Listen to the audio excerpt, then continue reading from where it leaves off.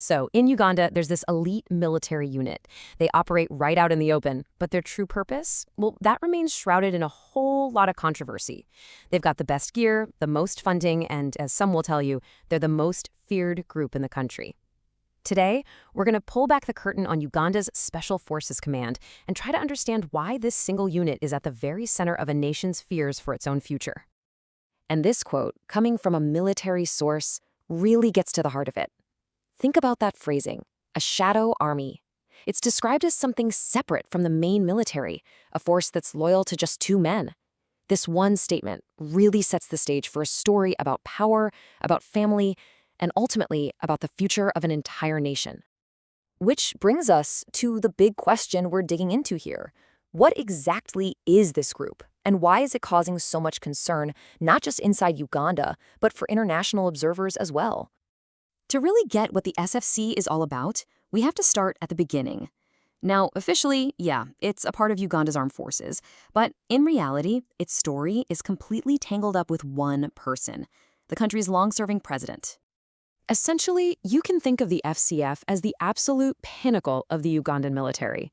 It's an elite unit for sure, but it's that unique position and its direct line to presidential power that makes it so incredibly controversial. You could almost see it as a kind of modern-day Praetorian Guard. And look, it's not just that they have the best training or the best equipment that makes them different. Check out their motto, no substitute for loyalty. That single phrase tells you almost everything you need to know. It's not just about being a skilled soldier, it's about an unwavering allegiance to a person, not necessarily to the country. And that loyalty, well, that leads us directly to our next point. Because you really can't understand the SFC without understanding the family at the very center of Ugandan power. This slide really lays out the plan that has so many analysts worried.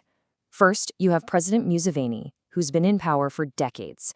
Then, you've got his son, General Muhoozi Kainerugaba, who used to command the SFC and now runs the entire army.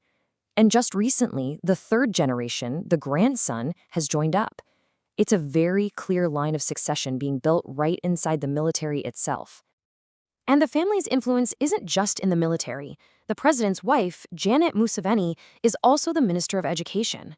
Critics point to this as a clear example of how the institutions of the state have become completely intertwined with the ruling family. Now, this kind of concentration of power has led to some incredibly serious accusations against the SFC, and this is where the story starts to take a much darker turn. There's just a massive gap between the SFC's official job and what it's accused of doing. On paper, their job is to protect things like airports and oil fields. But according to opposition leaders and human rights groups, their real job is regime survival, and that allegedly involves suppressing dissent using abductions, torture, and even killings. Now, it is important to state that the SFC completely denies these allegations. And here's the opposition's view, put in the bluntest terms possible. Robert Kyagulanyi, the pop star who became a politician, you probably know him as Bobby Wine, he does not mince words. He calls the SFC a torture squad and argues its only purpose is to keep the current regime in power through sheer force. So, as you can imagine, concentrating so much power in one unit, a unit that's loyal to one family, is reportedly creating some deep, deep divisions within the rest of the military establishment. Just take a look at these numbers. The SFC is not some small, ceremonial unit. We're talking about an estimated 10,000 members. That's a huge force, and it makes up a pretty significant chunk of the entire Ugandan army. Its size is exactly why it's seen as a rival power center. And this tension is bubbling up from a few different places. You've got resentment from senior generals in the regular army who feel totally sidelined. There are allegations of ethnic favoritism in recruitment, trying to make sure the unit stays loyal. And even though he's now the head of the whole army, sources say General Kainerugaba still basically runs his old unit, the SFC. And this is why all of this matters on a global scale.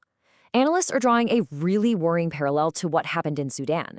There, a powerful paramilitary group, the RSF, ended up turning on the regular army, and it plunged the entire country into a devastating civil war.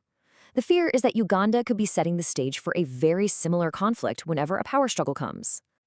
So, as President Museveni ages, analysts see the country speeding towards a critical crossroads, with two very different potential futures on the horizon. On one side, you have the path of dynastic stability. In that scenario, General Kainerugaba manages to unite the military factions and just continues his father's rule. The country would stay stable, sure, but it would also remain undemocratic. But then there's the other path, a violent power struggle.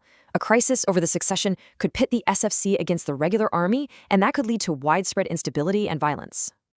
And this quote from an opposition member of parliament just perfectly captures the deep uncertainty hanging over the entire nation. The rise of this shadow army has created a system where the future hinges entirely on the ambitions of a few powerful men. So the ultimate question isn't just who will rule Uganda, but whether that transition of power is going to be peaceful or violent.